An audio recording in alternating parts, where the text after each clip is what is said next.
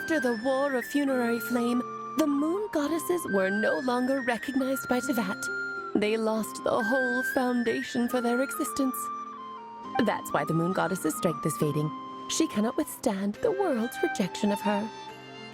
To be more pedantic about it, the moon goddesses did something to offend the heavenly principles, and that's why they were ousted. Something of a recurring theme in Tevat's history. Theoretically, speaking so candidly should put me in their crosshairs too, but they can't tell me what to do. I'll say whatever I want. Anywho, the Moon Marrow energies were but a drop in the bucket for her, and that battle against the Ray Hair of Solnari only weakened her further. Fortunately, it happened close enough to Moon Prayer Night when the Kuvaki concentration here is high. That's the only reason she managed to survive this long. What do you mean, fortunately? You said she disappeared. Where'd you wait? Oh, what a headache. I thought this was all common knowledge. I guess I have some more explaining to do.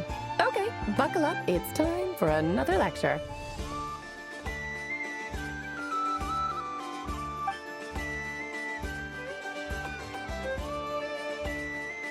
Now, I said earlier that the moon goddesses lost the foundation for their existence. The reason for that has to do with the natural order. Basically, the rationale for their existence in Tevat was lost. The same logic applies to the present moon goddess too. Consider her existence so far. Her comrades in the Fatui called her Damselette.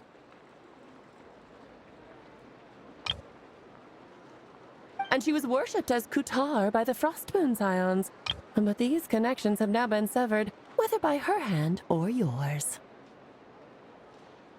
So, the rationale that once sustained her existence is now gone. Wait, we did that to her? Oh, well, strictly speaking, yes. But let's not start pointing fingers, shall we? I'll only end up as the big bad villain, and that's not the kind of final boss I want to be.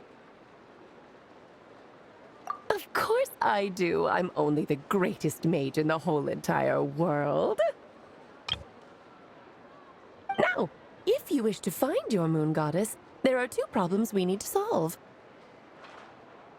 Firstly, we'll need to strengthen the connection between her and Tevat, at least enough to sustain her until Moon Prayer Night.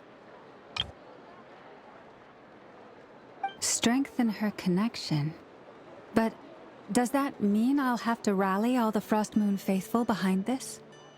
I'm afraid a bygone faith and a former home won't be of any help to her now. Do you know her name? Her name? Yes. Names are very important things. A name is a fundamental concept that anchors one's entire existence. Then your first job is to find it. As a moon goddess, I'm sure she must have a name she identifies with. Neither Columbina nor Kutar is her true name, and she's never really accepted either of them. So, finding out her real name is enough to sustain her existence? Yes, I know it sounds like a small step, but every journey begins that way. So for now, that's all we need to focus on. The second problem is with her plan to use the moon marrows to return to the moon. Unfortunately, piercing through the false sky will take an enormous amount of power.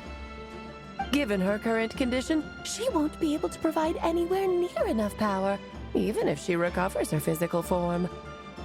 But no need to fret. Nicole's the expert in this field, and I'm sure she'll figure something out.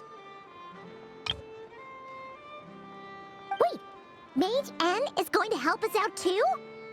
That means we've got 2 Hexacircle mages on the case. This is turning into a pretty big deal. Actually, this is more of a side quest for me. Like you said, I'm a busy lady, so I can't stay for too long. I'll have to return to Tevat's border soon. That's the upside you get for looking out for my little Klee. Hopefully that will incentivize you to carry on keeping her company in the future. Anyway, Jokes aside, you'd better get moving. It will take quite a miracle for the moon goddess's consciousness to hold out till moon prayer night. Oh, I suppose I might as well tell you where Nicole is before I leave. Off you go now. Time to meet your new friend. Oh, yes, and a little suggestion. Don't forget to mind your heads.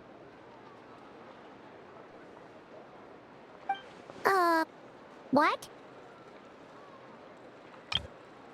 I wonder how Durian's doing. I should really go see him before I head back. You really are super busy. I most certainly am. There's so many children I have to keep tabs on just in Mondstadt. Durin, Albedo, Venti, Varka. Klee didn't make the list, huh? Of course not. Klee is my pride and joy. I have no qualms about her, because she's the best child in the whole wide world.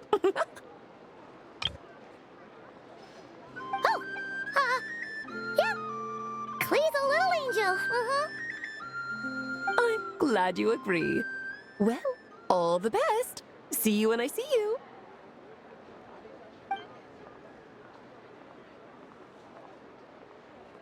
She left in a hurry. Yeah. She didn't pack up her stall.